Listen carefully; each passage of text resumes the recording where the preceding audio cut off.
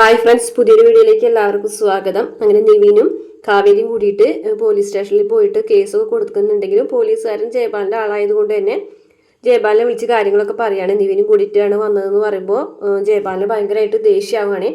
അങ്ങനെ ജയപാലിനും വിശാലും കൂടിയിട്ട് നേരെ രാജേശ്വരിയുടെ അടുത്തേക്ക് വരുന്നുണ്ട്. അപ്പം ജയപാലിന്റെ മകൻ വിശാല് ഒരു ഫോട്ടോ കാണിക്കുന്നുണ്ട് കേട്ടോ. നമ്മുടെ നിവിനും കാവേരിയും കൂടിയിട്ട് ഇങ്ങനെ കെട്ടിപ്പിടിച്ച് നിൽക്കുന്നതായിട്ടുള്ള ഒരു ഫോട്ടോ ആണ്. അതിങ്ങനെ എഡിറ്റ് ചെയ്തതാണോ എന്തോന്നും അറിയില്ല.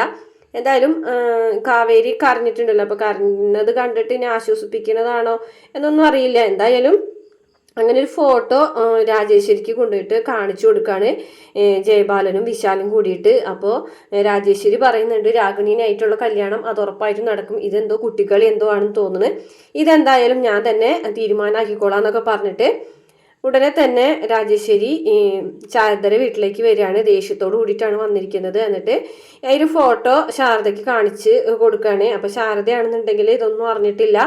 അങ്ങനെ എൻ്റെ മകൾ ഇങ്ങനെ ഒരു തെറ്റ് ചെയ്യൂല എന്നൊക്കെ പറഞ്ഞിരിക്കുമ്പോഴാണ് ഈ ഫോട്ടോ കാണിക്കുന്നത്. ഈ ഫോട്ടോ കണ്ട വഴിക്ക് വിനീതും ഗംഗയും ശാരദയൊക്കെ ആകെ ഞെട്ടിത്തെറിക്കുകയാണ് കേട്ടോ. കാരണം കാവേരിനെ കെട്ടിപ്പിടിച്ച് നിവി നിൽക്കുന്ന ഒരു ഫോട്ടോയാണ് കാണിച്ചു കൊടുത്തിട്ടുള്ളത്.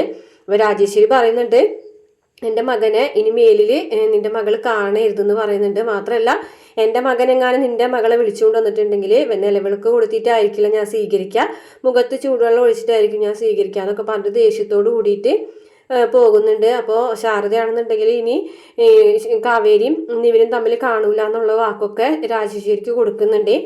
ഇതൊന്നും കാവേരി അറിഞ്ഞിട്ടില്ല. കാവേരി ആണെന്നുണ്ടെങ്കിൽ തിരികെ നിവിൻ്റെ വണ്ടി തന്നെ വീട്ടിലേക്ക് തിരിച്ചു പോരുന്നതാണ് പ്രമോൾ കാണിച്ചിട്ടുള്ളത്.